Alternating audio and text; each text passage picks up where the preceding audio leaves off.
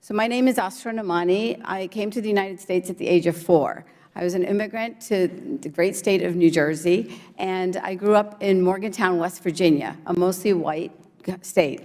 I was affirmed, I was supported, and I was able to grow up a girl who knew not a word of English when I arrived to become a reporter for the Wall Street Journal. I am sitting here before you today, apparently the face of white supremacy. I am wearing a shirt that my father made. My father survived, literally, white supremacy in India. My father is 5'3", because when he was a boy, the white supremacists that were the British rule in India literally funneled food away from the people of India, and my father starved. And so he grew up to be a young man who came to the United States of America because he believed in the values and principles of this great nation.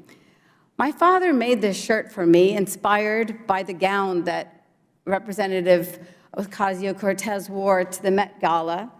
And it says on here the names that we, the parents in the United States of America, have been called, including in the video that you featured, Chairman Raskin.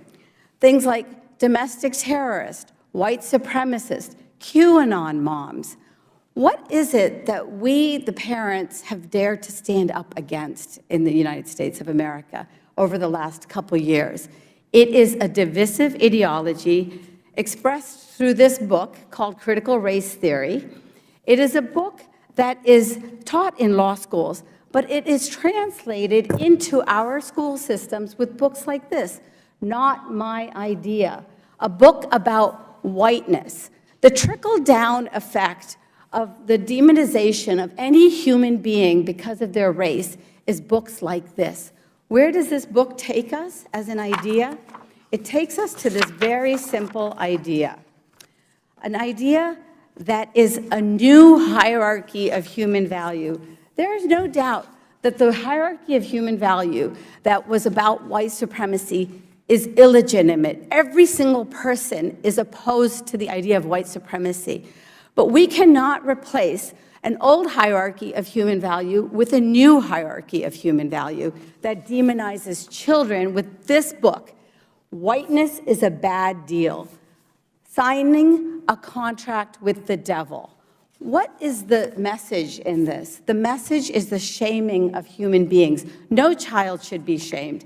And why is this a threat to our democracy? Because we then have posters like this one in the Los Angeles School District. What does it say?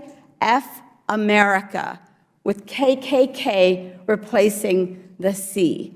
Because the idea is that our nation has become a white supremacist nation, and that is not true. That is not the reality, and we can see exhibited here today this poster also, F the police. This is an ideology that I call the woke army. It is an ideology of activists who are going through America's school districts and our communities, and what they are doing is a threat to democracy. What is the greatest threat that our children face today? It is the learning loss that has happened in our school districts. The Department of Justice declares clearly the characteristics that lead any human being to extremism include having less education. Chairman Raskin, I don't know if you know it, but the reading level in your school district, in Montgomery County Schools, is at 32% of kids that are reading at grade level. Math is at 30%. Congresswoman Tlaib is here. In Detroit, it's 18% and then 12% for math. It is a failure. This is a system failure. White supremacy must be defeated, as must all extremism. This is our mandate as adults for our children. Our children are in a crisis today, and the idea that we, the parents, are now the agents of white supremacy is unacceptable. All of these books that I have here today are the indoctrination that are being put into the minds of our children instead of the fundamentals that are critical to make them educated, enlightened citizens that protect our democracy.